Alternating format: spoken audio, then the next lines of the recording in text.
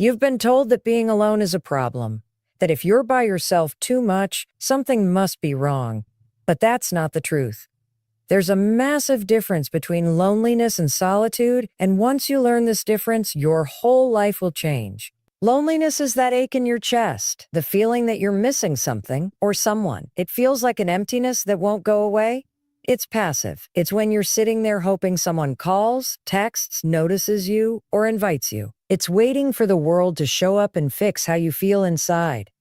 But solitude? Solitude is power. It's intentional. It's when you choose to spend time with yourself, not because you've given up on people, but because you understand that time alone is where real transformation happens. Solitude is the space where you meet yourself, grow yourself, and learn to love yourself. You don't need to fear being alone. You need to learn how to use it. See, the problem is that we confuse activity with connection. You could be in a room full of people and still feel completely alone. You could be in a relationship and feel more invisible than ever. Loneliness doesn't come from being alone. It comes from being disconnected from yourself. Solitude, on the other hand, is about getting reconnected. It's about shutting off the noise long enough to hear your own voice again. Now let me be real with you. This isn't easy at first. You might feel uncomfortable. You might feel like you're doing something wrong. You're not. You're just not used to it. We're not taught how to be with ourselves. We're taught how to perform, to please, to blend in, to stay busy, But learning to be happy alone means choosing to break that conditioning. It means slowing down, getting quiet, and facing the parts of yourself you've been avoiding by constantly being surrounded by other people or distractions. And here's the breakthrough. When you start to lean into solitude instead of running from it, you stop needing everyone else to fill your cup. You become the source. That means you're not chasing relationships to feel enough. You already are enough. You're not constantly posting, scrolling, or people-pleasing to feel seen. You've already seen yourself. You've already validated your own worth. You can read all the books, listen to all the podcasts, attend all the seminars, but until you learn how to be okay sitting in a room by yourself, without numbing, without reaching for your phone, without feeling like you're missing out, you haven't really done the work. That's the real test.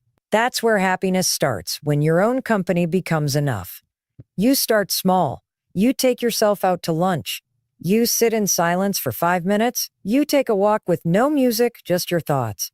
And yeah, it might feel weird at first, but the more you do it, the more you'll start to notice things. Like your preferences, your thoughts, your patterns, you'll begin to feel more grounded, more in control, more present. You stop performing. You stop pretending. You start showing up as you, not who the world told you to be. Solitude teaches you emotional independence. And that's the key. Because once you've built that, no one can take it from you. You can be in a crowd or completely alone and still feel whole. That's the power of solitude. That's the gift of choosing to be with yourself. You don't need to be afraid of being alone. You need to reclaim it. Make solitude your strength. Use it to understand who you are, what you want, and where you're going.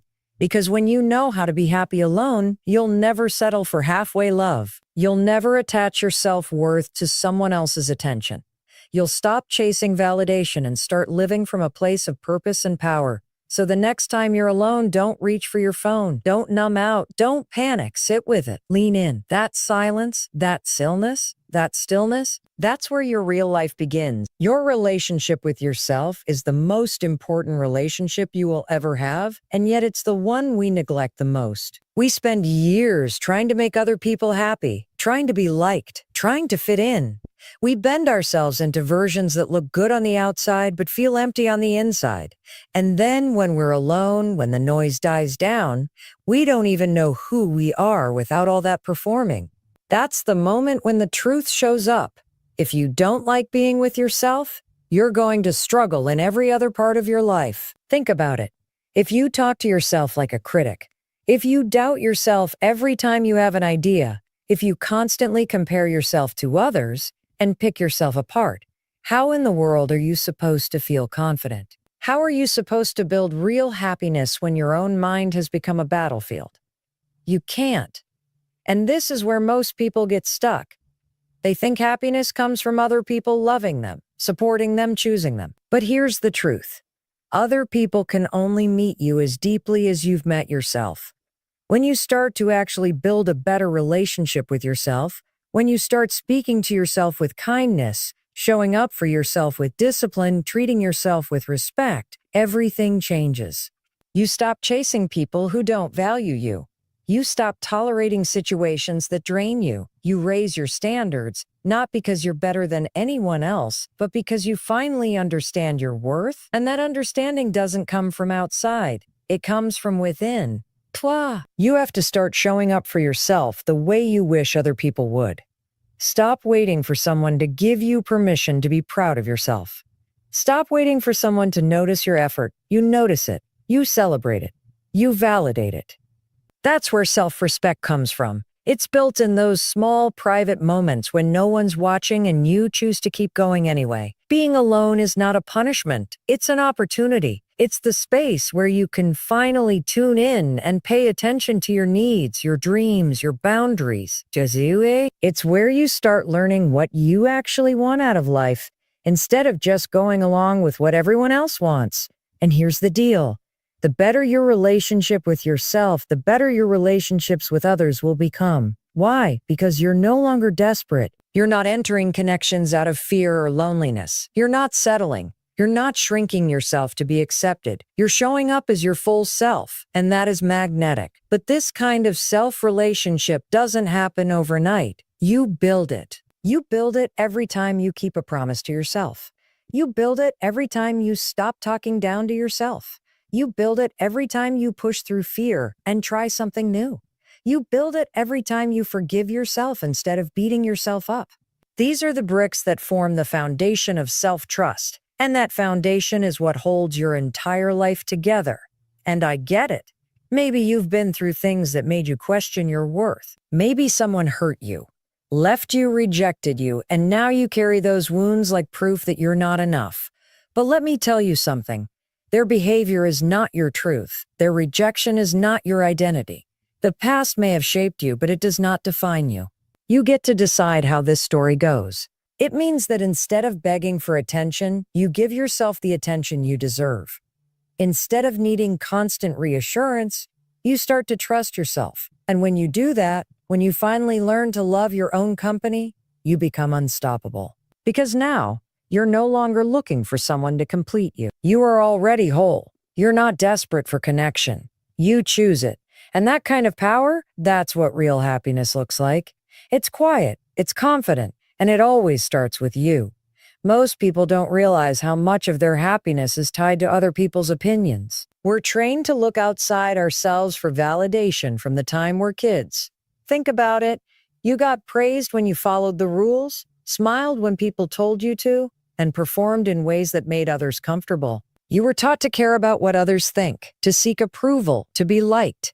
And without even realizing it, you start living for the applause instead of your own peace. You measure your worth based on someone else's reaction. But here's the truth. If your happiness depends on other people's approval, you will never feel truly free. Because here's what happens. You keep adjusting yourself to meet everyone else's expectations. You filter your words so you don't upset anyone. You shrink your dreams so you don't seem too much. You wait for someone to tell you you're doing a good job before you allow yourself to feel proud. And that's exhausting. You're constantly performing, constantly seeking, constantly wondering, do they like me? Did I say the right thing? Am I enough? That mental loop never stops until you stop it. And you stop it by realizing that external validation is temporary and it's addictive. The likes, the compliments, the approval. It feels good in the moment, but it fades fast. And when it's gone, you're left chasing the next fix. It's just like any other dependency. You don't feel steady because your sense of worth is in someone else's hands. One negative comment can ruin your day. One look of disapproval can make you question yourself. That's not happiness. That's emotional slavery. You want to be free. You want to be free. Then you need to start validating yourself. You need to stop waiting for someone to tell you you're enough and start deciding that for yourself. That means taking ownership of your thoughts. It means learning to talk to yourself with the same kindness and support you give to your best friend. It means recognizing your own effort even when no one claps. Self-validation is not arrogance. It's not pretending you have it all figured out. It's about acknowledging your growth, honoring your boundaries, and trusting your own voice. It's standing in front of the mirror and saying, "I'm proud of the way I handled that," even if no one else noticed. It's finishing a small task and celebrating your consistency. It's feeling sad and not judging yourself for it. It's being honest about who you are, even when it's messy. You build this skill by catching the moments when you're seeking approval and consciously shifting. Ask yourself, what am I really looking for right now? Why does their opinion matter more than mine? What would I say to myself if I truly believed I was enough? And then say it out loud. Practice it. Because you've been practicing self-doubt your whole life. And now it's time to practice self-respect. When you stop needing everyone else to tell you who you are, something powerful happens. You start showing up more authentically. You stop over-explaining yourself. You stop comparing your journey to everyone else's highlight reel. You stop apologizing for wanting what you want. That's when happiness becomes real, because it's not tied to the shifting moods and opinions of the people around you. It's coming from you, and that means you control it. Let me be clear. This doesn't mean you ignore feedback or isolate yourself. It means you become the primary source of your own validation. You still connect. You still care. But you stop needing it to feel okay. That shift, right there, is what emotional independence looks like. You want to be happy alone? Then stop outsourcing your self-worth. Stop trying to be perfect to win love. Start being real to earn your own. It's not always easy, especially if you've built your whole identity around what others think. But it's necessary if you want freedom.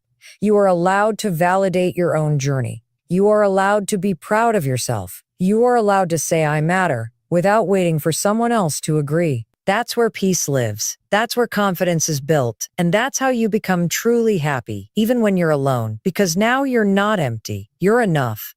Most people go through life never really knowing who they are. They get so caught up in roles, student, partner, parent, employee, that they forget there's a person underneath all of that.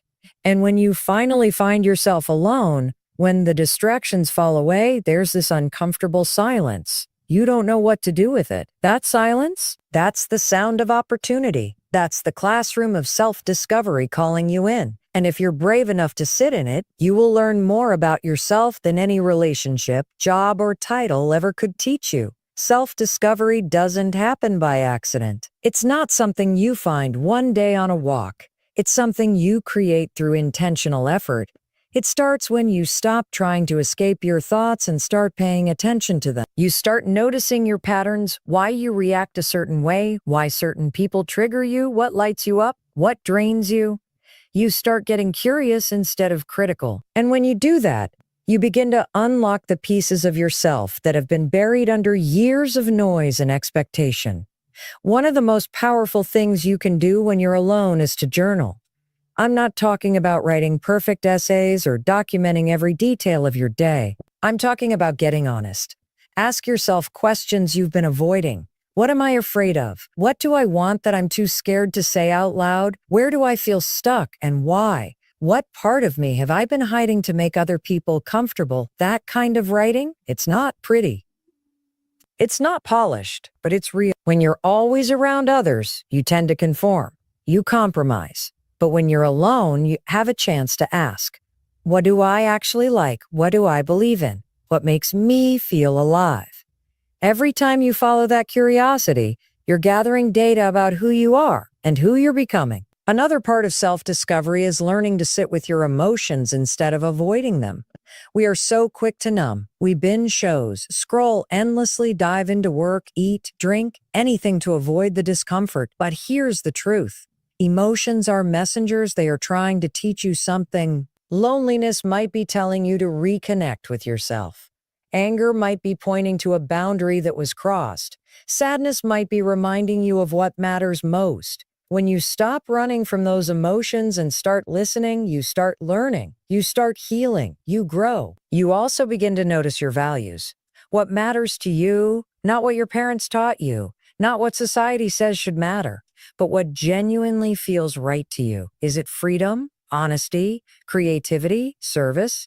Once you identify your core values, you can start making decisions that align with them. That's when life starts to feel more fulfilling.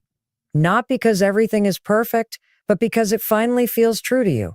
And look, this journey isn't linear. You don't just sit alone one weekend and suddenly discover your life's purpose. It takes time. It takes repetition. It takes discomfort. It takes discomfort. But the longer you stay in it, the clearer things become. You stop needing to be busy all the time. You stop fearing quiet moments. You actually start craving them because you know that's when you reconnect with yourself. When you learn to use solitude as a space for self-discovery, you stop being afraid of being alone. You start realizing that this is your time to become who you were meant to be, not for anyone else, but for you. You stop relying on people or circumstances to define you. You define yourself. And here's what's beautiful about that. The more you know yourself, the more powerful your life becomes. You make better choices. You form healthier relationships. You walk into rooms with confidence, not because you're pretending to have it all together, but because you're grounded in who you are. And no one can take that away from you. Self-discovery isn't a luxury, it's a necessity. And solitude, that's where it begins. So don't waste your alone time trying to fill the silence. Use it. Lean into it, because everything you're searching for, clarity, confidence, purpose, it's already inside you. You just need to be quiet long enough to hear it. Most people underestimate the power of routine. When you're alone, and especially when you're trying to find happiness on your own, structure isn't just helpful, it's essential. Because here's the truth. Without a routine, your mind will drift. It will spiral into overthinking, self-doubt, and negative patterns.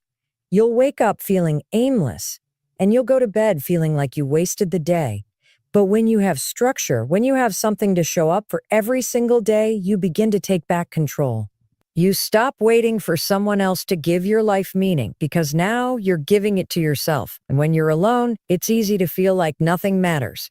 There's no one to impress, no plans, no deadlines. And in that space, your mind can play tricks on you. It'll tell you you're falling behind, that you're missing out, that everyone else has it figured out. That's why building a solid daily routine isn't just about productivity. It's about self-respect. It's about showing yourself that your time, your energy, and your growth matter, even when no one's watching. Start simple. Wake up at the same time every day. Make your bed, move your body, eat something nourishing, set a goal, even a small one, and get it done. These things might seem basic, but they create momentum, and momentum creates confidence. You start proving to yourself that you can count on you. That's where self-trust comes from. Not from motivation, but from repetition, from the daily decision to show up. When you're alone, you have a unique opportunity. You're not being pulled in 1,000 directions. You're not navigating someone else's schedule. You have the space to choose what matters to you, what habits energize you, what drains you. Use this time to experiment. Try journaling every morning. Read for 30 minutes a day. Take a walk without your phone. Schedule time to work on something that excites you. These aren't just filler activities. They're tools that build resilience, discipline, and clarity. And here's the thing about routine. It doesn't just keep you busy. It gives you purpose. It gives you rhythm. It creates a sense of progress. And progress is what fuels happiness. You don't need to make massive leaps. You just need to stack small wins. Maybe today your win is drinking more water. Maybe it's cleaning your space. Maybe it's not snoozing your alarm.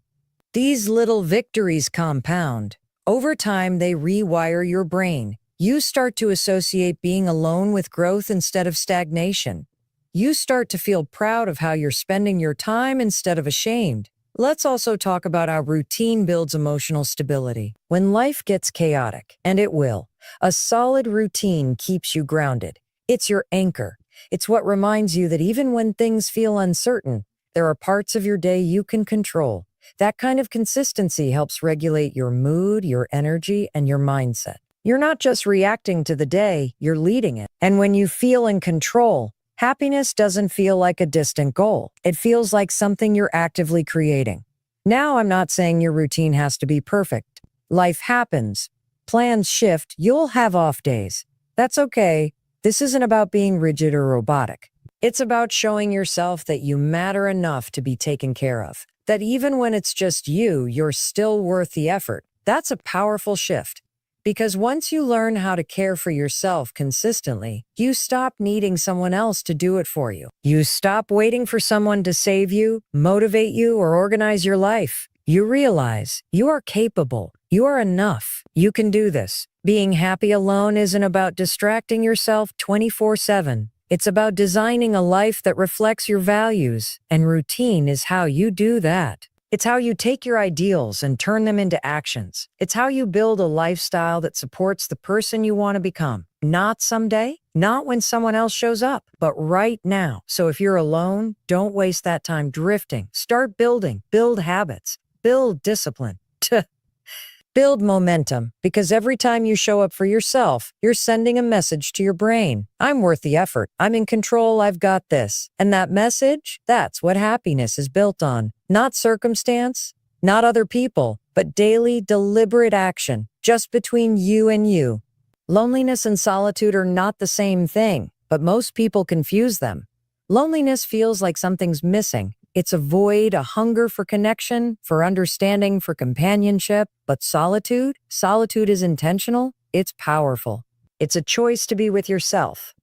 Not because there's no one else, but because you've realized the value of your own presence. The challenge is learning how to move from loneliness into solitude, transforming that empty space into a sanctuary instead of a prison. The truth is, most of us fear being alone because we associate it with rejection.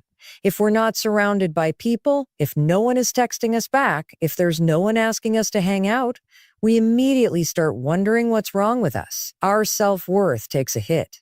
But here's what no one tells you. Just because you're alone doesn't mean you're unworthy.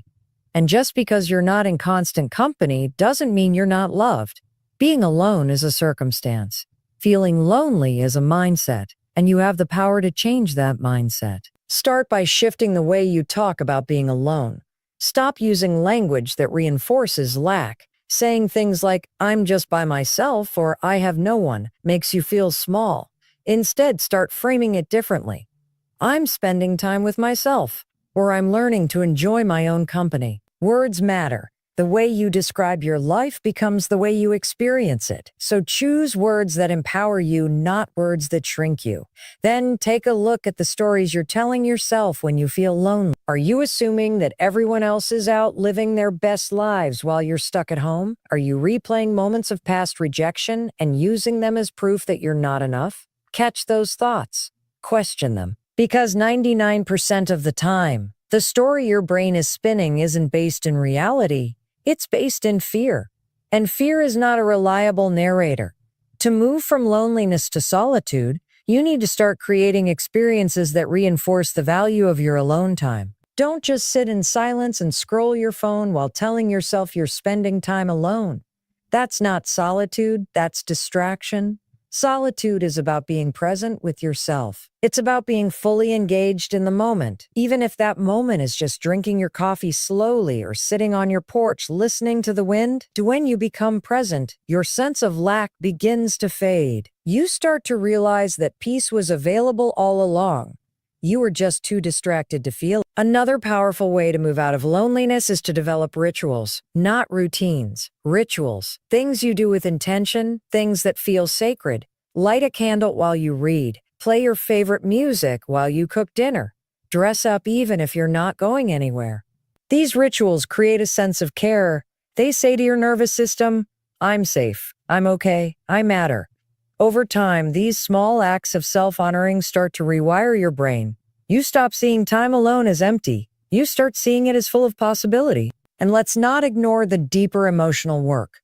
Sometimes loneliness is your soul's way of saying, hey, there's something you haven't dealt with yet. Maybe you're still holding on to a past relationship.